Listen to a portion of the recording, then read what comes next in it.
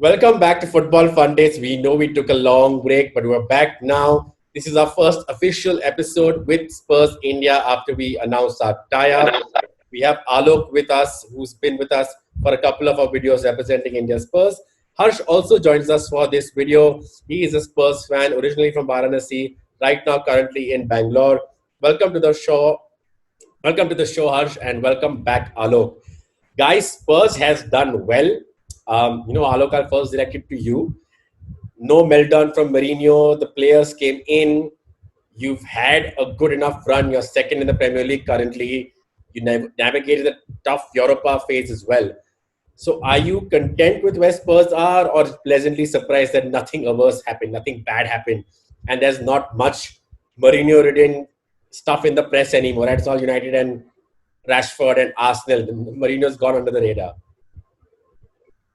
Yeah, I think I can't complain. After that Everton game initially, we all thought it's going to be a very long season. It all looked gloomy. We all thought that Mourinho's third season is back in the second season, and since then, what a turnaround on the pitch, off the pitch, the kind of signings that we have had. I think that's the best transfer season ever.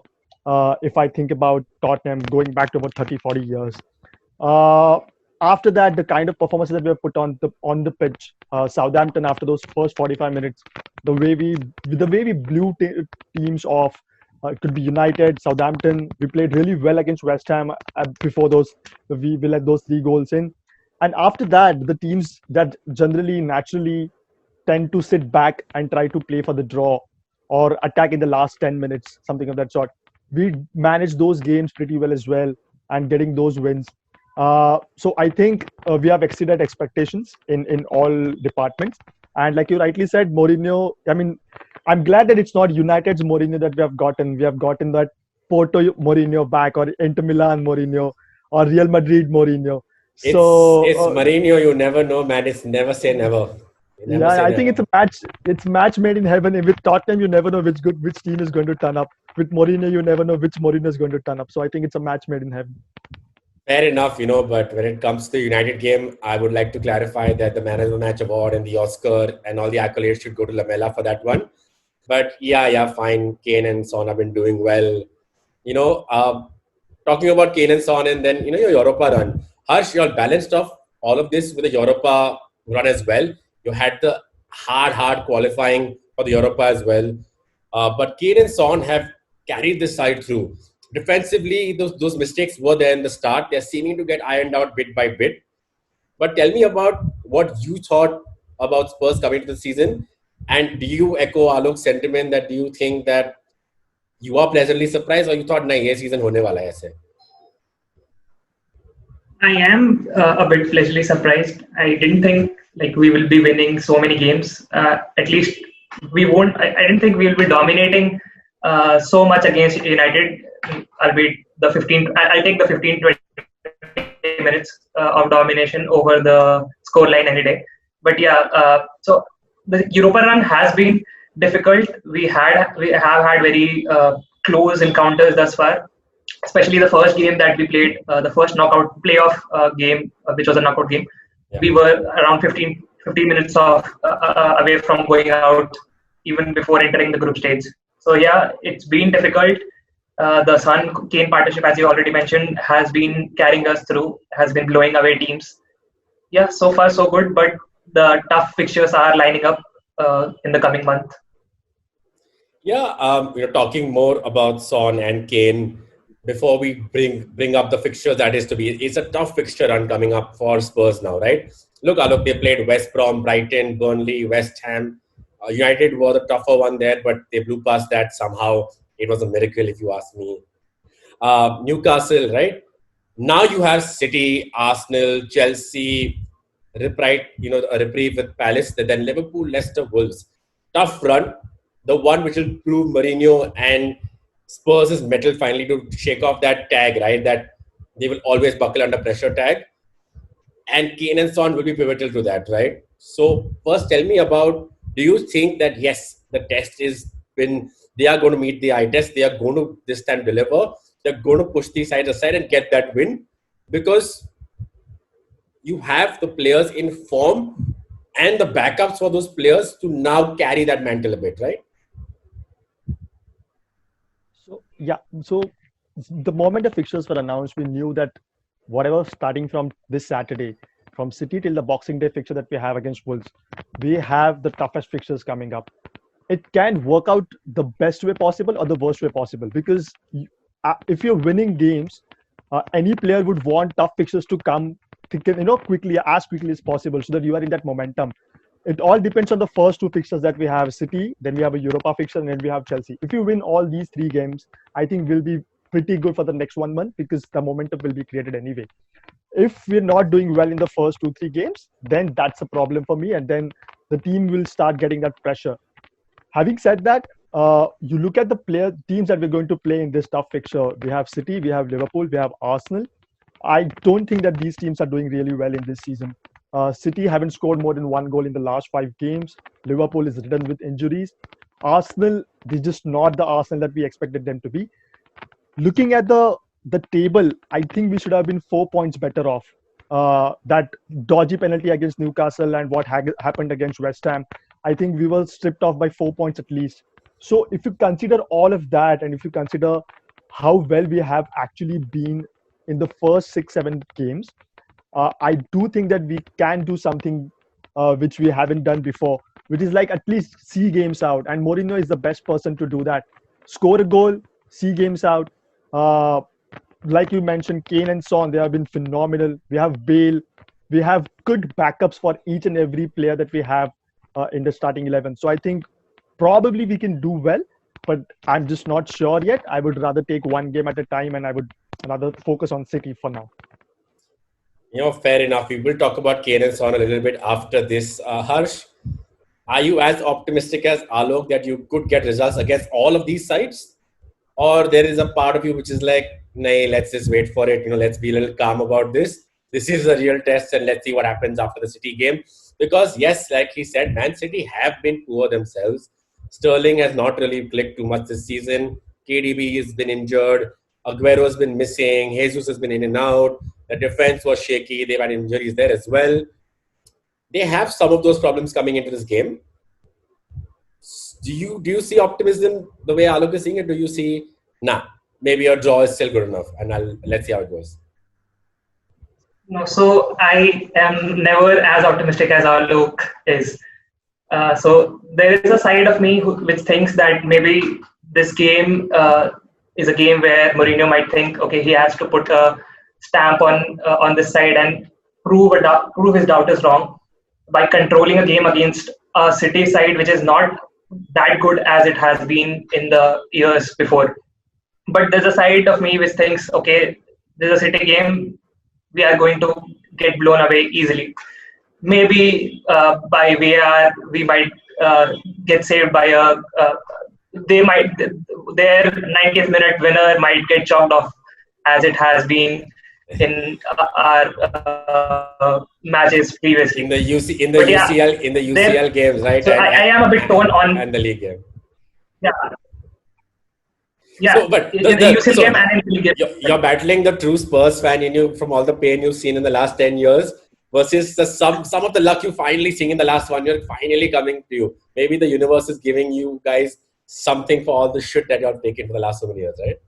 Tottenham takes away all the positivity and optimism out of you. We have suffered enough over the last 10 years. So I can't complain about what Harsh is thinking about the game. You can never be optimistic going into any game. Harsh, look, I'm always the one to point or to poke other fans as much as I can, but this season I'm going to be a little quiet because I don't want to beat my chest just yet. One result at a time for us United fans. But Harsh, coming back to your point, yes, you did beat them. I remember the VAR debacle, the 4-3 win, but you all went ahead on 4-4 away goals, and in the league as well, 1-1 draw, the winner chalked off, right? So you're thinking that maybe that luck is going to be in your favor again? Against City, we have had our luck in our favor in the past 4-5 encounters, I guess. Starting from the Champions League game, the quarterfinal Champions League game, then in that very next game, Sterling's goal, I think, was chalked off, or was it Jesus? I'm not sure. I think it was Jesus whose goal was chalked off. Jesus, yeah. Uh, After that, we went there with Pochettino, and we somehow drew 2-2 with only having two shots on target. Lucas Moura scored a header, and I can't remember the second goal very much. And in the last encounter that we had at our stadium, we won 2-0.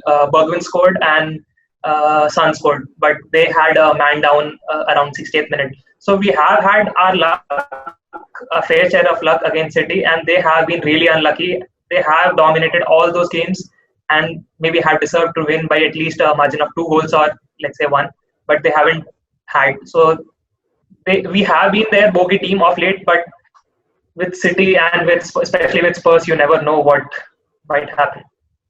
So Harsh is he's echoed the sentiments of a Spurs fan in pain over the last 10 years, but also some optimism, but not much. I think Alok is carrying the optimism for both of you in this video at least. So let's get into the City game. Right? Look, we already discussed KDB and Sterling. Look, they both will likely play in this game. So will Jesus. Coming to the team itself. So you have Doherty missing through COVID. You have Reguilon, who's fit. He will be playing. You have your defensive pair, centre-back pair who will be playing. You have Lloris who's there. In terms of midfielders, luckily you're injury-free. So are you optimistic because Kane and Son, right? Kane, 7 goals, 8 assists. Son, 8 goals, 2 assists. None of us saw these kind of stats coming. I don't even think the truest Spurs fan saw such crazy stats coming, right? The FPL player in me loving those stats, by the way. But apart from that, let's look at Kane and Son, right? The way Kane has been playing, dropping deep, letting the likes of your Moura, Bale, Son to run through, didn't work like Alok mentioned against your Burnley and West Brom. Can't work that way. Those teams are there to counter that.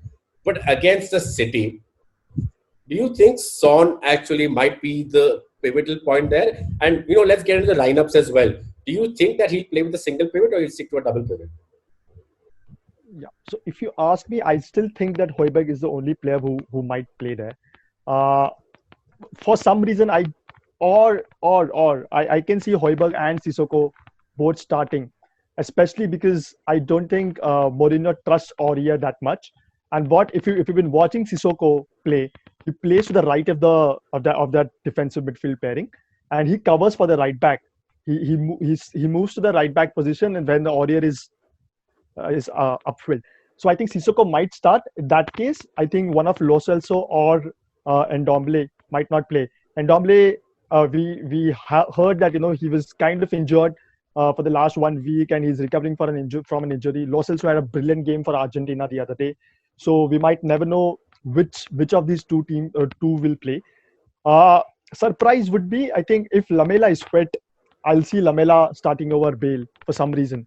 Not honestly a bad option for you guys. I think starting with Bale against City might be a counterproductive move. Starting with a Lamela and then bringing Bale on in the 70th or the 60th minute is what would do better for you all. Yeah. So I think Lamela, if he's fit, Lamela should play ahead of Bale because he gets that grit in. He's that player who will always stuck in. He'll keep running. So I think he's that Mourinho kind of a shithousing player.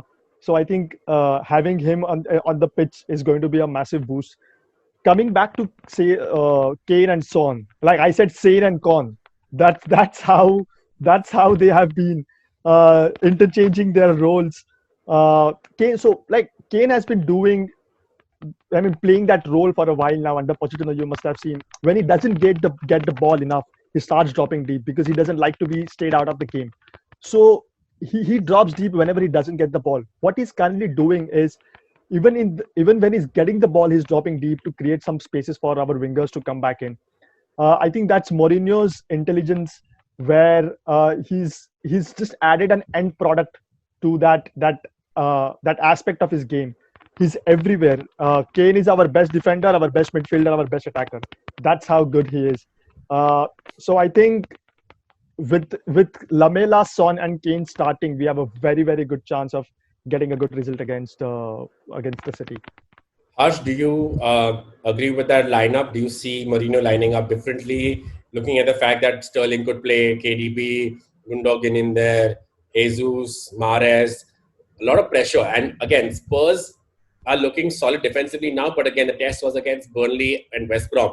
not against the likes of Sterling. Sterling would really so. I'll talk a little bit about City, right, to give a counter argument there. Sterling would love going up against an Aurier because Aurier will be caught a little out of position ahead. KDB will be looking to spring that ball across to him immediately the moment he sees Aurier's out of position, right? Maris, on the other hand, is going to be up against Reguilon. Reguilon is a very attacking player himself, could be caught out. So do you see then him going for a slightly defensive approach there, or do you see the lineup being what Alok said? I think so. As Alok mentioned about Sissoko probably starting, I think Sissoko will be the first name on the sheet which Jose puts. I think he brings that solidarity, especially against a top team. So I think a midfield pivot of Højbjerg and Sissoko will be untouchable. Going with Ndombele or Lo Celso may be the option that a tough choice which Jose has to will be having about which to pick between the two. But I mean, he generally picks Lo Celso against teams who are dominant on the ball because he wants people to go and press and get the ball, especially wherever possible. So I do think he may pick Lo Celso, but especially now that there is news that Ndombele has been carrying a slight knock. So I'm guessing our midfield trio will be Højbjerg, Sissoko, and Lo Celso. And since Doherty is out of this game, Aurier has to start. So this is my Mourinho tries to have that X factor, right? So he tries to outsmart the opponent manager by picking a player like he did against Liverpool last season. He picked Tanganga, gave him his debut. So there is a slight possibility that he might give Joe Rodon his start. I'm not sure if Joe Rodon or Tanganga on as right back. If there are chances that Joe Rodon might start along with Eric Dyer, or we might see Tanganga start rather than Aurier at the right back position. But as you said, the key battles will be on the wings on both sides, especially Sterling against whoever starts as a right back. And off late, Cancelo has been really good for City. He has been bombarding forward on that left back flank. He has been cutting in, going past, going wide. So he will be apart from Kevin De Bruyne, obviously, Cancelo will be one of their key attacking outlets, especially on the wings. But I'm really, I am a little optimistic that this will be the first time we may be closer to controlling Kevin De Bruyne, because our left side and the City's right flank, where De Bruyne especially likes to play and whip those crosses on to the left side. There we will be having Højbjerg. So I think this is the first time we will have slight chance of controlling De Bruyne. If we are able to, I think there is a chance that we may get something out of the game. But otherwise, Kevin De Bruyne and Cancelo, Foden in form are easily capable of blowing us away. Yeah, fair enough. Foden is the kind of player who he's not been starting surprisingly for City, right? But when he comes on, he does something. So yeah, but if you do seize if you do take away De Bruyne from this attack right now, which has been struggling, City do look a little toothless in figuring out how to get Foden and Jesus when he's playing, or Sterling as a striker, how to get that working for them, right? So that's where you see Spurs' opportunity to actually take this game as well. So, that was a tactical bit of it for me. Let's have a little bit of fun now, right? What we'll do is we'll take predictions from both of you for all your tough games to come. You all just tell me if it's a win, draw, or loss. After that, we'll have the predictions for the City game. And before we get into all of that, Kane and Son, for all our FPL players out there, from both of our Spurs fans, do you keep them in your FPL teams or take both of them out? Alok, first keep you. Them. Keep both of them. Keep both of them. Harsh? I've already taken out Son and brought in, I think, Bruno. That's a smart guy. There we go. No, See that. You don't take Son out against the teams who play high line. That's the best thing. He is going to go score goals. I mean, I can understand why he won't get you points against Brighton or Burnley or West Brom. But against City, that's his bogey team. He's going to score. Interesting, because I'm this not is that where all the FPL managers also have been struggling this week, right? Kane or Son doesn't make sense keeping both in your team. There is Werner in attack. There's Ziyech, Grealish there, and I thought, nah, I'll just take out Son, right? And then I'm looking at this and I'm like, wait, why am I taking Son out so easily? But anyway, so we've had two opinions right there. So FPL managers watching this, you've got your confusing opinion here as well. Nothing settles this debate. It's going to be a gut call. And I have Alok's strategy as well. He's only 1 point behind me in the Fundits league. So I know what he's going to do now. He's going to have both of them in the team. Okay, guys. So quickly. Now let's get into just a quick win, draw, or loss prediction for Spurs' is coming games, right? I'm not going to talk about City. I'm going to go off to the games till Leicester. Alok, first you. Chelsea. Win. Harsh. draw. Arsenal. Alok. Win. Harsh. Draw. Oh, in North London derby. Okay, interesting. We'll probably, maybe, hopefully, do an episode around then to figure that one out. Palace, I'm going to say a win. I'm guessing for both of you. Yeah. Yeah. I think I'm a little pessimistic about the Palace game because sometimes we do struggle against those teams, and especially if Zaha turns up, and the kind of fixtures that we will have till Arsenal is going to. I mean, the players might be tired by the time they play Crystal Palace. So I think for that game I'm a little bit confused. So I might say draw or win. Harsh, win. No, so I am thinking in this way. We'll be losing against Arsenal, so the players will have losing or drawing against Arsenal. So the players will have extra motivation to make a comeback and beat Crystal Palace. I think with a good performance. After we're done recording this episode, Alok's going to have a separate phone call with you. He looks a little shattered by your predictions over there. Okay, so then quickly, Liverpool. I think draw. Loss. Leicester. Yeah, the Leicester game, I think we might lose. They can blow us off, and it's that Christmas period. We'll have too much games, and if I'm not wrong, we'll play Stoke City before we play Leicester City. We'll have our League Cup quarterfinal there. So I think Leicester City, I might think that we might lose that game out. So the Spurs fan in you finally came out, right? He's like, no, that is a loss. Now Harsh has been echoing that. Harsh, for you? I think we may get a draw, but yeah, it'll depend on how Leicester perform till then, obviously. But I think we may get a draw at least. Okay, fair enough, gents, because both of you have actually, by predicting these results, have actually echoed your sentiments from earlier in this episode about how you all expect the coming 1 month to go for Spurs. Quickly then, Man City scoreline predictions. Harsh first, you, and then Alok. I'm very bad at predicting scorelines. Take a shot. I'm guessing a 1-1 draw with City having at least 4 clear-cut chances. That's quite elaborate. Alok? I think 2-1 to Spurs. 2-1. I don't think we will keep a clean sheet. If we do keep, though, it will be a massive statement from our defense line.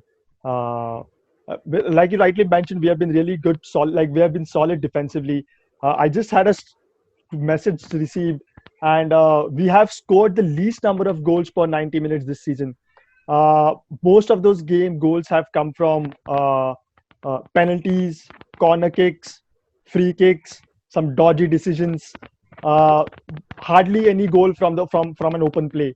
So I think we'll be really giving out a statement if we keep a clean sheet. So 2-1 is what I believe that we'll have. Fair enough. I see it going as a 2-2 draw. I see Sterling, KDB showing up. I do see Kane, Son doing just enough. None of the sides giving a clean sheet because City have been looking more solid, but I see gaps there as well for Tottenham to attack. Again, thank you so much for both of you for being part of this episode. This is the first official episode with India Spurs. Looking forward to doing so many more with you because this is a fun episode. We're recording for the second time because, as always, Zoom ends up throwing you some funny surprises. So thank you guys for joining us. Everyone tuning in, hit us up in the comments. Follow India Spurs. Follow both of these gents on the individual Twitter accounts. They've been around your screen this whole time. We're happy to engage in conversations with all of us as a group. You can hit us up on Twitter together and we'll get into a debate, right? Follow us on Instagram, on Twitter. Hit subscribe, turn on your notifications. We'll see you in the next episode. Yeah, come on, you Spurs. बोल दिया अभी देख and में बोल दिया